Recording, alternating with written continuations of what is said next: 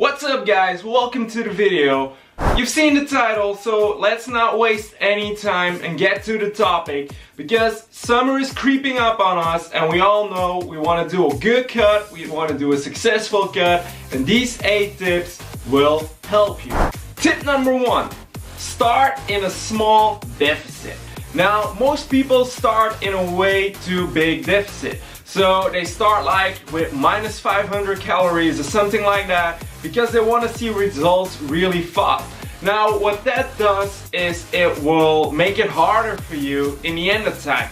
So when you're coming to the end of your cut and you've been cutting on really low calories throughout your entire cut, you can't go really lower. So it will only get harder and harder and harder, and you're burning out your metabolism. So if you start in a small deficit, like I always do, I start in a deficit of 150 calories the first couple of weeks, and then I drop and drop and drop because I can drop. You don't burn out your metabolism that way, and it will make it easier for yourself, and you will keep seeing results throughout your entire cut. Second tip I want to give you guys is cardio. Well, cardio isn't something that you need to do in a cut, but it's a tool that you can use to create that deficit that we just talked about. If you're doing cardio for, let's say, 300 calories a session, that will increase your deficit. So if you've already got a deficit, a caloric deficit, and you add the cardio to that, your deficit will become even larger. That means your caloric intake for that day will be even lower. So cardio is a tool to help you hit your caloric deficit, but as said, it isn't necessary. It's something extra that you can use to diet. Tip number 3, and this is something that a lot of people actually forget. That's to increase your daily activity levels. So we're all busy with like doing cardio and making sure we're in a deficit with our calories, but increasing your daily activity levels can help you being in that deficit as well. Now don't start tracking every walk you take in terms of calories, but try to increase it. Try to do small things like when you go to work, park further away from the front desk so that you need to walk a bit further to your job. Like walk around a couple of times throughout the day. When you go to the gym, if it's nearby enough, go on foot or go by bike instead of taking the car. Those are little things that can help you. Other things are like walk the dog. If you've got a dog at home, if somebody else usually walks the dog, be the person to walk the dog, and that will increase your daily activity level. So it will increase the calories that you burned throughout the day, and that's all we want in a cut, right? Burn calories. So that's a very useful tip in my opinion. Moving on, number 4, with tips about actually lifting. So I've done a video about this last year. With your compound lifts, you should still focus on lifting heavy. Now this is really hard in a cut because you're on low calories, so you're on low energy and you still need to lift heavy. The most difficult part about that is the mental aspect, because you don't want to lift heavy when you're cutting, believe me. I'm still doing Wentler 531 this year throughout my cut. I've only been cutting for 2 weeks, so it hasn't been too hard, but it's a mental challenge to know that you've got less energy and you still need to lift heavy.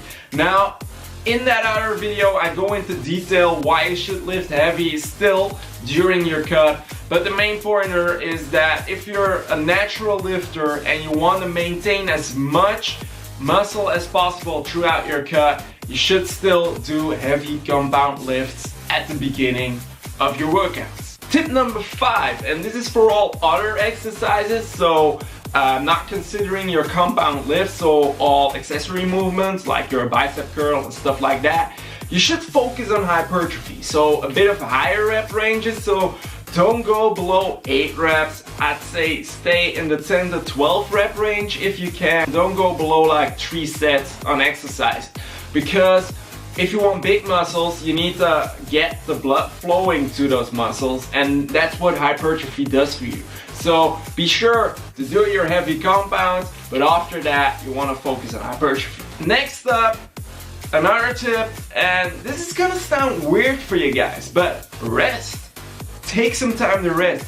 Now, a good night's sleep, for instance, is really important when you're cutting, because that's when you will replenish your muscle and you will get energy and stuff like that. So a good night rest is a good point to start. So and this differs for every person. So some people can do it like 5-6 hours of sleep. Some people need like up to 8, 9, 10 hours of sleep. That all depends on you. I'm a person who doesn't need that much sleep, but well, from time to time I do enjoy sleeping in like everybody does. So make sure you get enough rest, not only with sleeping, but also with like, if you're doing cardio and you're still hitting really heavy leg days, make sure to make smart choices because your legs will get fried towards the end of the cut. Another tip that I want to give you guys, the 7th one, is to write things down. And this is something that I've always done. So not only during my cut, but basically every single day.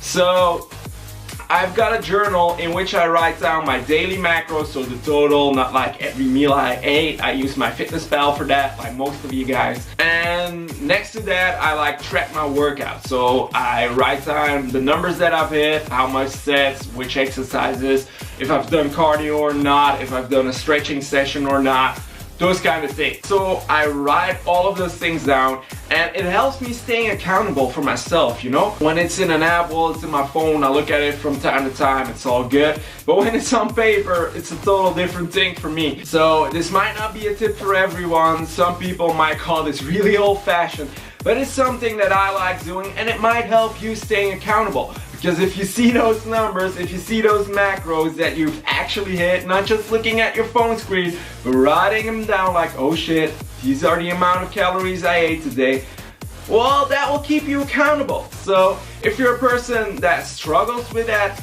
try writing everything down. And the 8th and final tip is to have fun.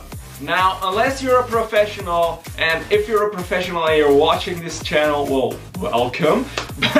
I know most of you guys aren't, but have fun, man. It's just summer. So the majority of people won't even notice the difference between like a 10% body fat or a 8-7% body fat.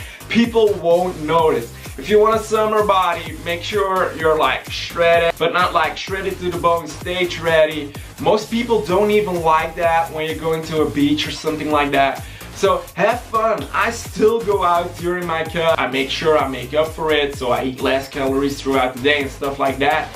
But alcohol and fitness is a topic for another video.